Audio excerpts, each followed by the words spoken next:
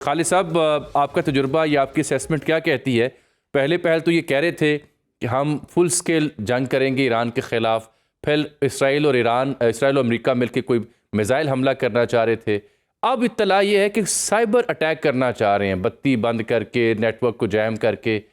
आपकी अंडरस्टैंडिंग क्या बन रही है? क्या अमेरिका एक लार्ज स्केल हमला कर सकता है ईरान पर, या ये जो साइबर अटैक की कहानी इसमें दम है, और ईरान का रद्द-ए-अमल कैसा होगा?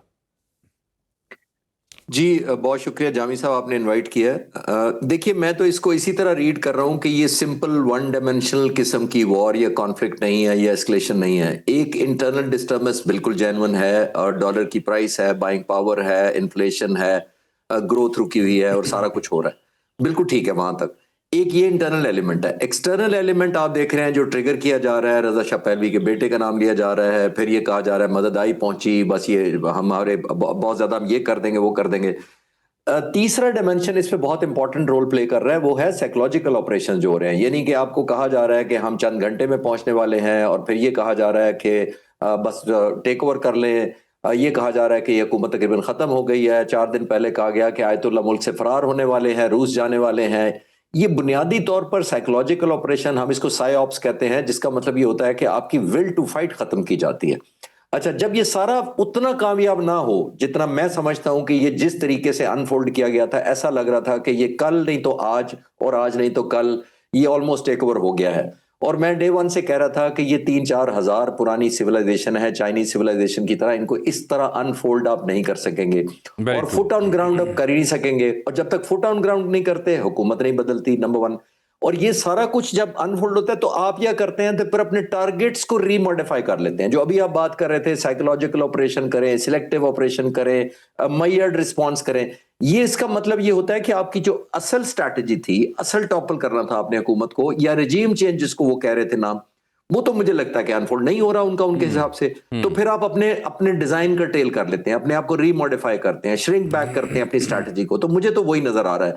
मेरा नहीं ख्याल कि वो ऑपरेशंस वो रंग लाए हैं जितना इन्होंने इंटरनल अनरेस्ट क्रिएट करके जो उनको सपोर्ट किया, चाहे मटेरियलिस्टिकली किया, जिस तरह भी किया, वो मुझे नहीं लग रहा कि वो रिजल्ट अचीव कर पाए। जब वो नहीं अचीव कर पाए तो फिर ये कहा जा रहा है कि नहीं नहीं, हम तो करना भी नहीं चाह रहे थे, और चंद हम आने वाले हैं हम हमला करने के लिए। मुझे लग रहा है ये सारा दिलासे दिलाए जा रहे हैं, क्योंकि एक फेस सेविंग या एक एम्बैरेसमेंट उससे बचा जा सके।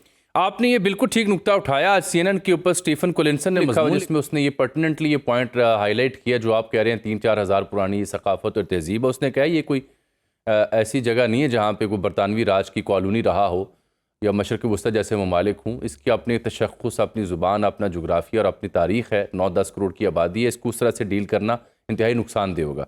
खालिद साहब, अगर बिलफर्ज अमेरिका, जो कि तकरीबन तय कर रहा है कि कोई ना कोई उन्होंने हरकत, अगर वो ईरान के ऊपर हमला करते हैं, तो ईरान रद्द-ए-अमल में इस खित्ते में अमेरिका के कौन से ऐसे मफादात या कौन सी ऐसी बेसेस हैं जिनको वो हिट कर सकता है, जो कि ईरानी गवर्नमेंट या उनके ऑफिशियल्स कह भी रहे हैं कि अगर उन्होंने किया तो हम जायज़ तसव्वुर करेंगे अमरीकी अहदाफ को निशाना बनाने के लिए? जामी साहब, देखिए, एक स्टैटिस्टिक्स मैं शेयर कर देता हूं, उससे आपको ये पिक्चर हम सबको वाजे हो जाएगी कि अमेरिका का कितना स्टेक इस एरिया में है और वनरेबिलिटी कितनी है। वो पार्ट 2 में बात करते हैं। नंबर वन, पूरी दुनिया में इस वक्त अमेरिका के सैटेलाइट या एयर बेसिस 702 के करीब हैं पूरी दुनिया में। जी। अब आप इमेजिन करें किसका एक्सपेशनिस्ट डिजाइन है। मैं अभी दूसरे मुल्कों के भी शेयर करता हूं तो आपको बेहतर क्लैरिटी हो जाएगी। 702 के करीब फुट होल्ड, 200 तो एस्टेब्लिश्ड एयर बेसिस हैं जिसके अंदर की फोर्सेस हैं। रूस के सिर्फ 5 पूरी दुनिया में, और चाइना का जिबूती में सिर्फ 1।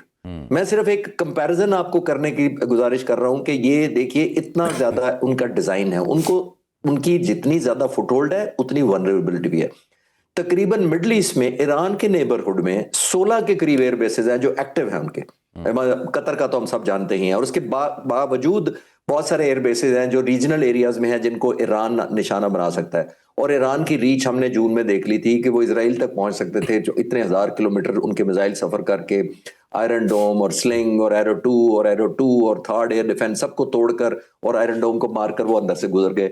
और जब पहुंच गए तो डिप्लोमेट्स बंकर्स में छुपे रहे इतने दिन, इनसिक्योरिटी रही, लोगों में हाइप क्रिएट हुई, मुजाहरे शुरू हो गए नेतन्याहू के खिलाफ।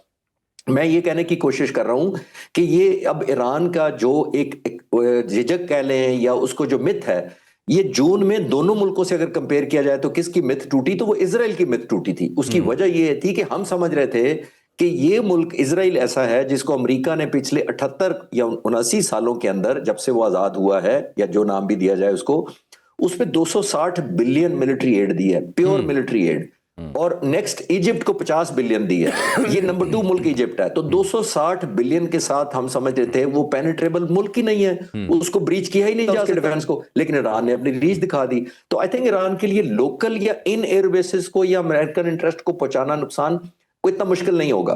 और ये जितना कोई बड़ा मुल्क होता है उसको कम स्लैब लगे, कम हर्ट हो, कम डैमेज हो, उसके लिए एम्बैरेसमेंट उतना ही ज्यादा होती है। तो मेरा ख्याल है अमेरिकन के लिए एक तो वो इम्पॉसिबल जो मैं समझता हूँ फुट ऑन ग्राउंड कभी करेंगे वो कर ही नहीं सकेंगे, क्योंकि ये एक सिविलाइजेशन है 3-4 हजार साल पुरानी है, ये इतनी ज्यादा पेनिट्रेट होने नहीं देंगे जिसकी हम बात कर रहे हैं। तो मेरा ख्याल है कि ये अब अपने जो टारगेट कह लें या अपना वॉर ट्रॉफी को विड्रॉ करेंगे या मॉडिफाई करेंगे, ऐसा करने के कि हमने लेट गो किया, हमने ये कर दिया, हमने हेडक्वार्टर उड़ा दिए। Very true.